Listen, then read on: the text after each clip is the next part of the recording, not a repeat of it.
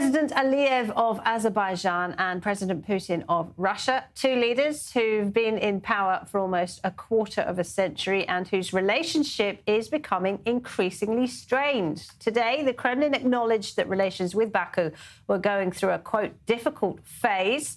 And in the latest in a string of incidents, President Aliyev said he wanted Moscow to publicly acknowledge that it had accidentally shot down an Azerbaijani passenger plane for Near East policy. Thank you very much for being with us, Anna. Good to have you on the programme. Who has the most to lose from this relationship turning sour, Russia or Azerbaijan? It's a great question, and it's a little bit hard to answer at the moment because so much is changing in this region. But I would say at the moment, Russia is losing quite a bit of influence overall in the South Caucasus.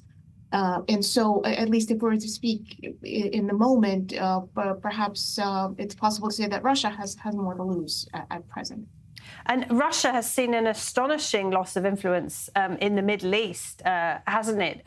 Do you think that that means it might hold on to its relationship with Iran? We know they have a defence partnership. We know that Russia has stood by Iran as it, too, is isolated on the global stage.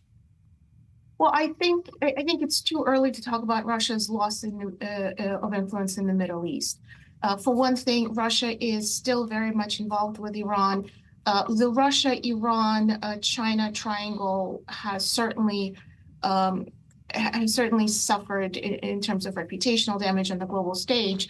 But when it comes to influence in the Middle East for Russia in particular, but also for these three countries, first, they have not broken up. And I think that's one important matrix that by which to measure influence. Russia is still very much engaged with Iran, and Iran is very much talking to Russia.